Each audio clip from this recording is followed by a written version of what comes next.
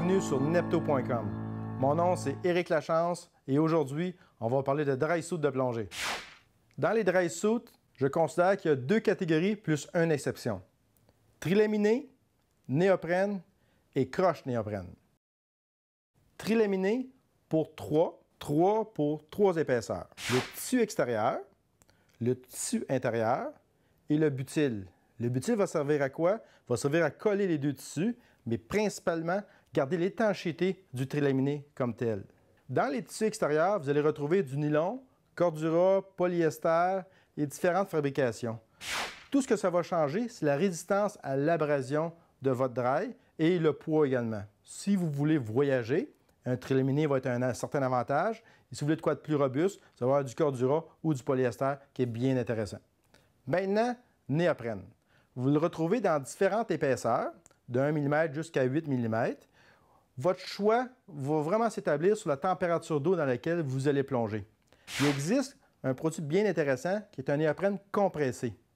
Donc, un néoprène, c'est un peu comme une barre de chocolat aéro. C'est plein de petites bulles. Quand c'est compressé, les bulles vont être beaucoup plus petites. Combiné avec un caoutchouc qui est très flexible, ça fait un dry qui est flexible et qui garde quand même une bonne chaleur, donc une bonne isolation. Très intéressant comme choix. C'est quoi la différence entre l'isolation d'un trilaminé et d'un néoprène? Trilaminé, ça vous garde au sec, mais zéro chaleur, zéro isolation. Donc, vous devez vous mettre des sous-vêtements de différents modèles, différentes épaisseurs, des polars, des fleeces, du Tensolate. Il y a plein de modèles qui existent sur le marché. On ne met jamais de coton. Très important. Pourquoi? Parce que le coton, ça va garder l'humidité. Donc, trilaminé, il faut mettre de l'isolation obligatoire à l'intérieur, mais on peut contrôler l'isolation selon la température d'eau à laquelle vous allez plonger. Maintenant, isolation pour un néoprène. Comme j'ai dit tout à l'heure, le néoprène a une certaine isolation. On peut s'habiller moins pour de l'eau froide. Sauf que si vous plongez en eau chaude, vous êtes déjà chaud. Donc, vous allez mettre presque rien à l'intérieur. Fait que ça peut avoir un certain avantage ou un certain inconvénient. Tout dépend à quel endroit vous plongez, dans quelle température d'eau.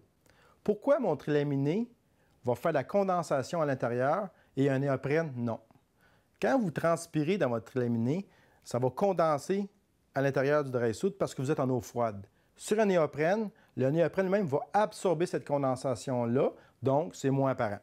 Maintenant, l'exception, le croche néoprène. C'est un matériel initialement qui a 5-6 mm d'épaisseur, ça dépend des compagnies, par un procédé qui vont l'amener à 1,6 à 1,7 mm. Ils vont tout enlever les bulles à l'intérieur. Ça devient comme un pad de caoutchouc. L'avantage, c'est neutre dans l'eau. Certainement, le trilaminé aussi est neutre, mais il est non isolant. Un néoprène traditionnel, c'est flottant dans l'eau. Ça va prendre plus de plomb. Donc, le croche néoprène, c'est un tissu qui est très intéressant parce qu'il est neutre, il est quand même chaud, il est flexible, donc c'est le maximum de confort que vous allez retrouver dans un dry suit. Avec toute la panoplie de dry suits qui existent sur le marché, je suis sûr que vous avez encore 1001 questions. N'hésitez pas à venir consulter un de nos conseillers du Centre de plongée Nepto, puis mon nom, c'est encore Éric Lachance.